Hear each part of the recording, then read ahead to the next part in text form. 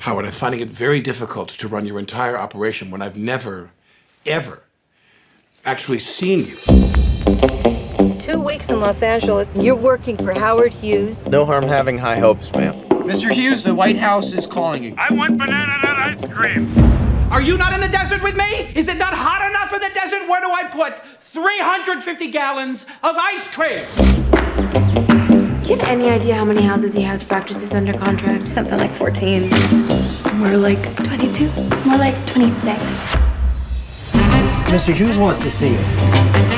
Mr. Hughes, I'd like to thank you. Thank you for my acting classes. Thank you for the house. Thank you for the paycheck. And thank you for the chance to become a star. Roll film? And I'm not insulted by your failure to meet me sooner because I know you have your own way of doing things. Yeah, that's good. I hired you as my double because you look exactly like me. Mr. Hughes, you look wonderful. Thank you, so do you. You still feel Howard Hughes is going to be interested in developing a housing project with a kid your age? Mr. Hughes, Victor Hugo once said there's nothing so powerful as an idea whose time has come. Is that banana nut? Banana nut, sir, yeah.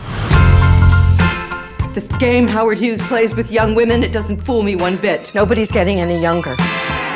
If anybody working for me wants to strike up a relationship with one of our contract actresses, I have to fire him. What are you doing? You've got a driver's license, don't you?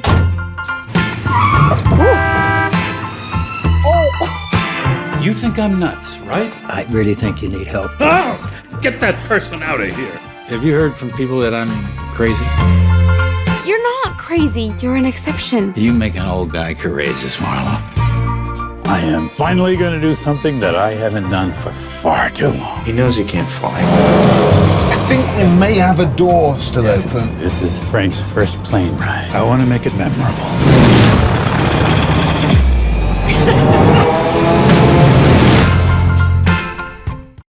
Lily Collins! Lily, you are in, I counted just a minute ago on IMDb, only the 5th movie, I think, that Warren Beatty has ever directed in his entire career. That's incredible. Pretty darn cool, yeah. And he has been working on this movie for a solid, I think, 10. I mean, it's been in his head. I think it's closer to like 30 years. And his casting process, I heard, was extensive. Yeah, I mean, my co-star Alden, he was 19 when he met Warren for this movie, and he's now 26. So that's crazy. He had a very long process for the audition. I mean, an 8-year process for this movie. We shot it about 2.5 years ago. I got off easy. I only had a couple months of it, but it does tend to be very abnormal in the process. It's you have lunches and dinners and meetings. You don't normally talk about the project or the script until the 4th or 5th. And he just gets to know you as a human being, to see what you're like, to see if you'd be right for the movie, without us really knowing what the movie is. And then you finally read the script and you're able to talk about it. But what do you think in those early meetings that you had with Warren Beatty that he was trying to assess about you in terms of being right for the role? Which you are. You're phenomenal in the film. You're so charming and lovely. Thank you. I think that, Marla has a lot of characteristics about, at the beginning of the film, she's very young and naive and innocent when she comes into the world of Hollywood, and then she has to gain a real strength and sense of independence. And I think he wanted to just gauge kind of my emotions and if I could tap into maybe the younger side of myself, as well as being strong-willed and how I handle myself in a situation. And I'm really close with my mom, so I guess he kind of wanted to know about that dynamic to be able to open up for me and Annette. But who knows what Warren's thinking? Warren has his own mind. He's a master at what he does, and I think that he kind of puts us into situations by design so that our characters and ourselves become very much molded.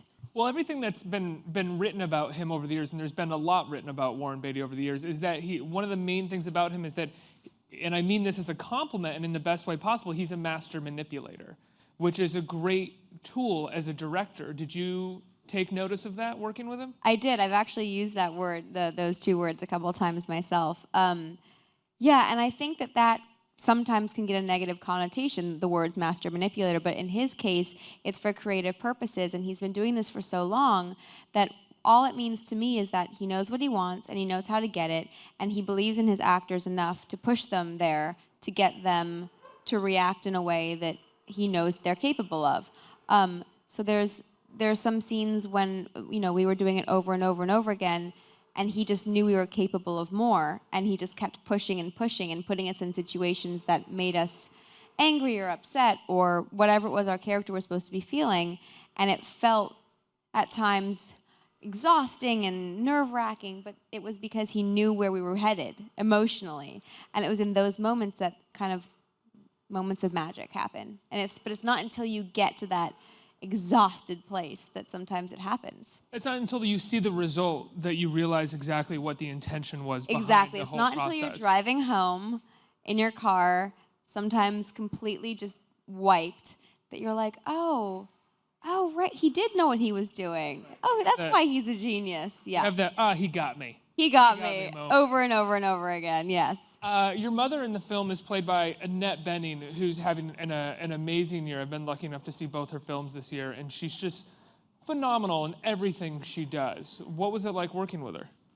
Well, working with Annette was incredible. Obviously, also being Warren's wife was interesting to see them on set together and see how that dynamic shifted throughout filming. And she is just a powerhouse. She's so incredible. She's so giving on the other side of the camera.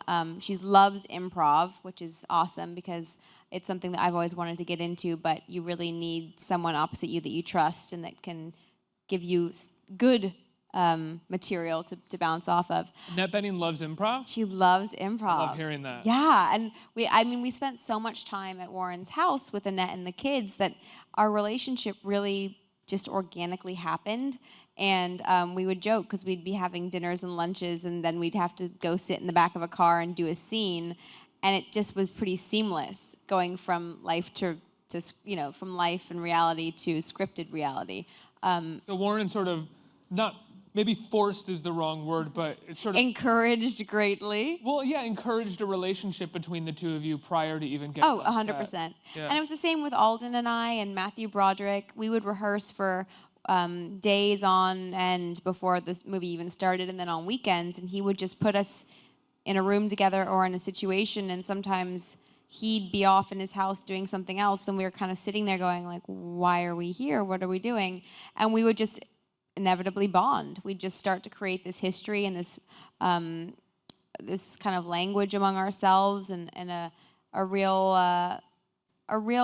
relationship that you then have and can translate into film. So luckily, it seems organic. And that is one of the great benefits and luxuries of having Warren Beatty as the director of your film, because if any other director, save for maybe one or two others, were making a film like this, there would be no time for any of this stuff. It would be, all right, we're shooting today, we better get it done in 14 hours, and hopefully we get what we get at the end of the day. Exactly, and that's what's so brilliant is that it almost felt like we were doing a play, rehearsing so much beforehand so that when you did get on set, you already knew the layout of the land, you already knew what it was that you were going to be shooting, you knew where the dialogue would be happening, and we would do a couple takes where it was by the book, and then we would do a couple takes that were just throwing the script away, and you would just run free and do whatever you wanted, to be able to have that freedom that as actors you kind of really are hungry for, and then you can edit both of those together and it becomes a different type of performance. But he's waited so long to do this movie, and he waited so long to cast it. He has the ability to take as long as he needs and wants because, like I said, he's very much a perfectionist in that, and he can wait. So why prematurely put something out there that he's not ready to? And if he's been working on the script for 10, 20, 30 years, what was it like for him going from these rehearsals to shooting? Did it always feel like, when you guys were on set, was the script totally locked, or was he still sort of changing and working on things? Because a lot of times when you're working on something for 30 years, it's not to sort of get to that perfect thing. It's just that nothing is ever perfect, and you like working on it. Right. Well, Warren likes to say that casting is plot. So when he cast all the characters, his ideas for the plot changed, and he started altering the script throughout our pre-production stage. And then we pretty much had a solid script that we would go to work with. But then on the set, sometimes if things weren't working, which it doesn't matter how many times you've rehearsed, sometimes they just don't work. You have to be fluid, and you have to mold with it, and you have to just be open to changing things. And luckily, because he was writer, producer, director, actor, all you have to do is talk to one person, and he can help change it around. And like I said, he was open to improv and collaboration. So there were days when he would literally give us a script and say, I want it exactly as is, and then I want you to forget that it exists and be an actor and treat me like I don't know what I'm doing and just go for it. Which, of course, when you're told that, you're like, but you do know what you're doing. How do I pretend like you don't? But he was really great about encouraging that. Now you have this incredible scene in the film where your character is inebriated. I don't want to give away anything that happens in that scene. It's a really wonderful film. What was it like doing that scene? How long did you guys shoot that scene for? Because it's really hard, and I was saying this to you in the green room, it's extremely hard to play drunk and believable on screen and at the same time be charming. Because no one is charming when they're drunk if you're sober watching. Not as drunk as I am in this scene, at right, least. Yeah, exactly. So how did you find that line to walk? Well, that scene, when I read that scene, it's like 13 pages in its entirety, and I just progressively get drunker and drunker.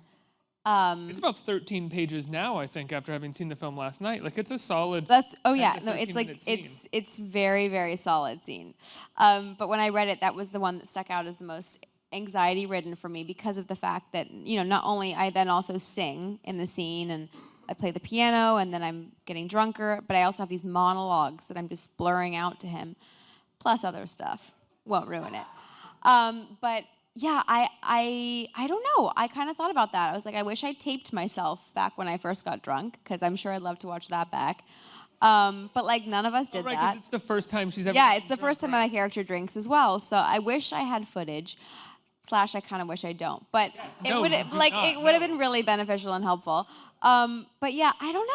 I just was very loose, and I had to have fun with it. And the good thing is that Warren allotted like a week to shoot this scene. The beginning stages, we shot a lot of it at the Beverly Hills Hotel for like exterior shots, and then we built it on a stage to be able to have our own free time to do whatever we wanted.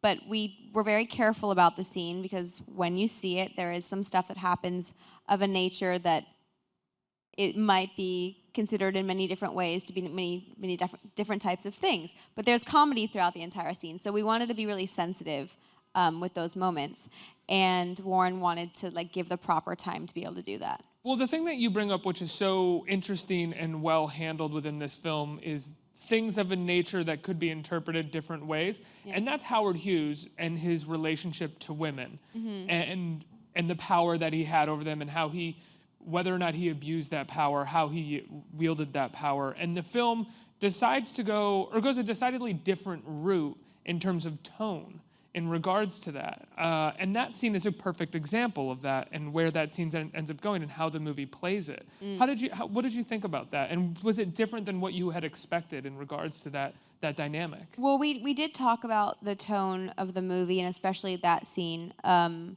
as being very specific and touchy, because you don't want to alienate a certain audience from it if it's viewed as too romantic or too whatever. So it was something that we were very sensitive to, but we did many different takes, many different ways, so that he had many options in the cutting room. And then when I watched it back for the first time, when you add music as well, the music has a lot to do with the tone of the film, and the sloppiness and all that, it becomes something different. And when I watched it for the first time, I was actually surprised at how funny it was, and how that brought it to a level that was more relatable and less weird. How long did you guys? I mean, I can't believe you had a full week to shoot that scene. Mm-hmm. Does it feel like that is a luxury that you're maybe only going to have on the rules don't apply? Maybe. I think this scene in particular, though, was one that he was very sensitive to. That there were many. It's one scene, but there's many different little scenes within that room that go on, and so he just wanted to perfect it. And the lighting in this movie is so specific. Not only for old Hollywood, but also the mood of it. So he wanted to make sure that all the lighting setups were correct. So yeah, I mean, as an actor, it was a huge privilege to get to have that amount of time, because usually it's, rush, rush, rush. But again, it's Warren, and he likes to take his time, and there's a reason to that. And it's proven so successful in the past that I just kind of was along for the ride, and thankfully it gave me time to calm down and be able to really be in the moment. And I mean, yeah, I got to play drunk for an entire week. That was a first. Did you a whole week bender? Did you feel the need at all to like have a little drink yourself to loosen At up the end of the week, I think I remember, because I was filming in LA, so that was a really nice gift to have. I remember calling my friends and just saying, "You're never gonna believe the week I just had." And they were like, "Please tell." And I was like, "Well, I can only tell you a little bit." But I'm like, it's enough to warrant a drink. Right.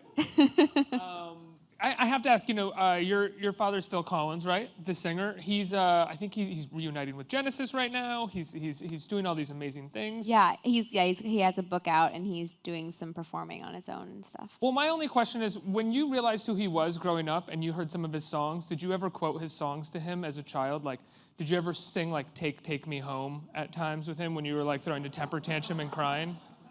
When I was at the store and I was like, "Just please take Yes. me home." Yes. No, but I might start doing that. I think that might be kind of fun. Or like you're like, "I can feel it coming." That would be a weird one. I was actually. I was like, I don't know where that one would be going. that was like the only other lyric I could think of, and then I was trying to apply a but- context to it, and I couldn't find one. That's kind of funny. I don't know if I'd say that to my dad, but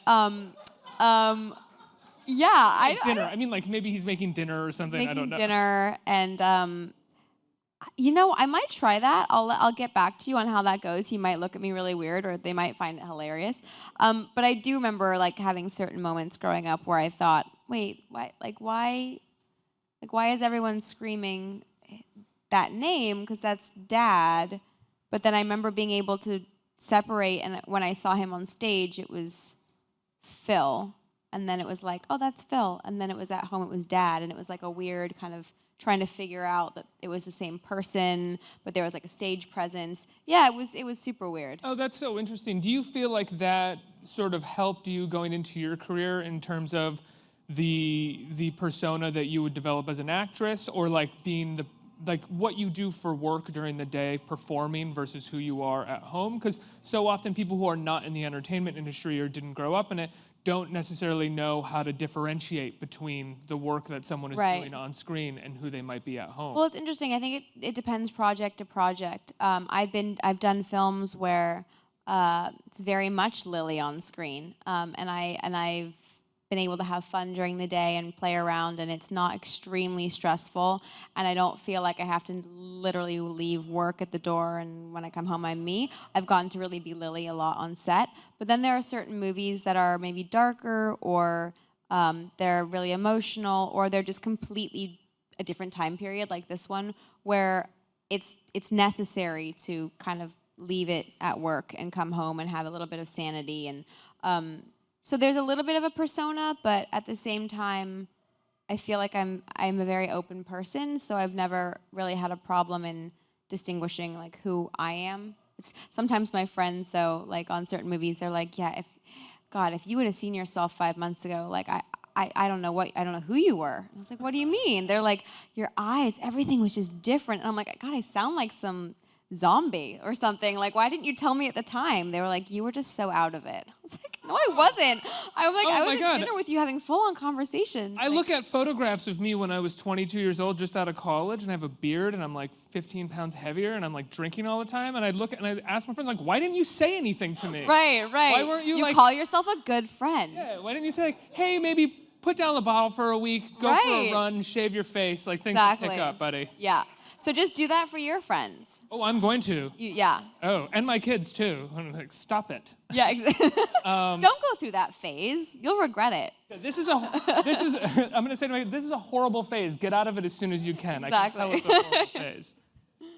So do you relate at all to Marla Mabry? Do you feel, I mean, because there is, as much as she is naive, we also see very clearly from the beginning that she's a strong-willed person, and it's not gonna take much for her to sort of break her out of her bubble. Yeah, I mean, I related to her at the beginning. She arrives as a wide-eyed, innocent, naive young woman who thinks she knows it all, and I definitely at that age thought I knew it all too, and I, was very positive thinking and quite naive. Even though I had grown up in the business, it's different when it's now you. And my mom and I are really, really close, so she would drive me to auditions and read scripts and give her opinions. But then there came a point when I verbally had to say, like, I love you. Thank you so much for all your opinions, but I need to now kind of do some of this on my own, and I stopped reading and, asking her to read scripts, and I just became more independent, which I think regardless of whatever industry you're in, we all go through that, male, female. It's kind of like, let me do my own thing. So I could relate to that. And then just, I think in general, her strength and tenacity and passion, which got her through the beginning to the end with all the hiccups, which I won't talk about, that happen along the way. It's just that she stays true to who she is and doesn't let all of that define who she is. She kind of rises above and becomes really, really strong-willed and independent. And I've definitely always kind of been that way from a young age. So she was really fun. She got to go on a crazy trajectory, and I did get to insert little bits of myself in there, but also find a new character that I hadn't never played before. The thing that I love about this film is that it feels like not an old movie, but it feels like a movie that would be made at the very most like 10, 15 years ago, in the sense of how much time has been put into it and the length of it, and the fact that there are so many places and trajectories that characters could go and divergent paths that they could go down that clearly the filmmaker and the actors had time to explore and talk about. Even big budget movies now feel essentially rushed in their story, and there's something about this that doesn't feel that way at all. Do you get a sense of that as well when you watch the film? I do, and I thank you, because that's something I think. I love old movies, and what I love some of the most about them is that the editor allowed for reactions just as much as dialogue and actions, and sometimes the unspoken is more powerful than the spoken. And old films did that a lot. And recently, you gotta love a good fast-paced movie, which, cut, but sometimes it's like a roller coaster ride, and you need to digest things easier.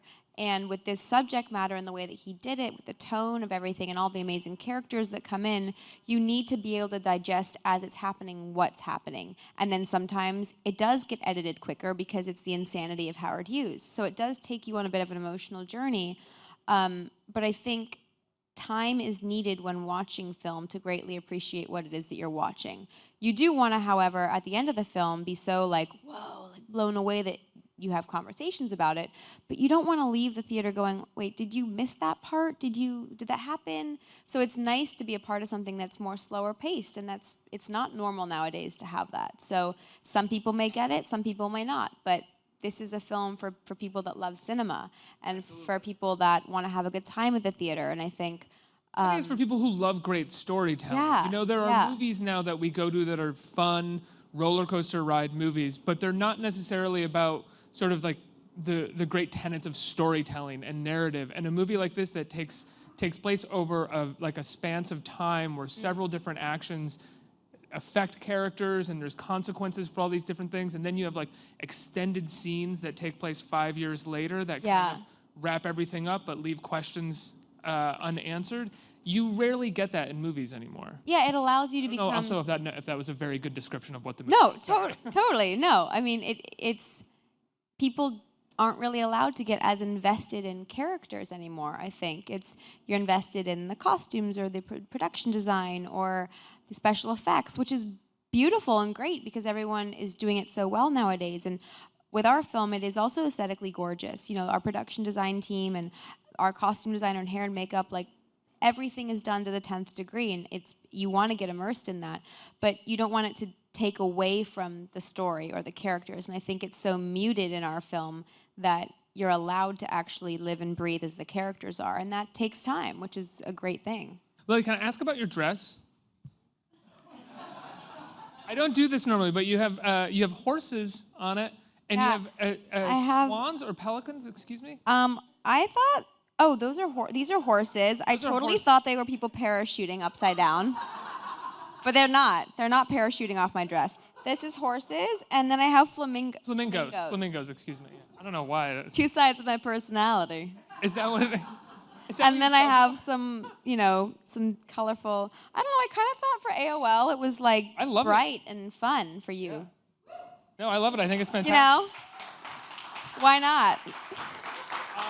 I'm going to open it up to the audience for questions. Who has questions out here? Hi, Lily. Hi. So you have one of the coolest Instagrams because you're always traveling like Thanks. everywhere. So, because you're always everywhere, what's the coolest or most unique place you've been? Ooh, well, recently I was just in the Republic of Georgia, which is by Turkey and Syria and Iraq. It's in that part of the world, and I'd never been there before. And it was so amazing. I was shooting there, and I'm fascinated with street art and just art in the most unexpected places. And there, I was wandering around these streets that are, 200 BC, 1000 BC, just cobblestone streets. And then all of a sudden, you'll see this amazing artwork. And I love taking photos of kind of dilapidated buildings and architecture. And then you all of a sudden go to the seaside, and it's just so beautiful. So Georgia was absolutely stunning, as well as, though, Tokyo is probably like my favorite city in the world. So next time I go to Tokyo, it'll be like, Instagram will be like all over the place. I gotta go. Next question. Hey, Lily. Hey.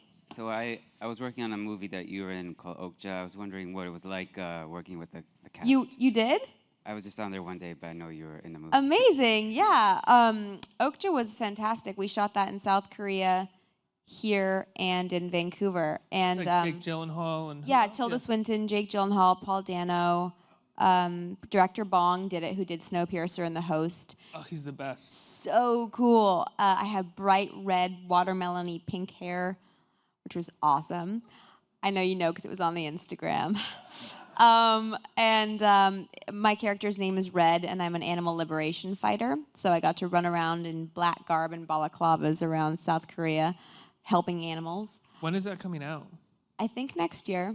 Awesome. I'm not allowed to say a lot more about it, other than it's really awesome and super weird and very, very cool, if you know anything about Bong. But it was a really cool privilege to get to see another part of the world I'd never been. South Korea was amazing. And it's just definitely different than this movie. Trying to keep you guys guessing. I think we have time for one more question. Hey, Lily. Hi.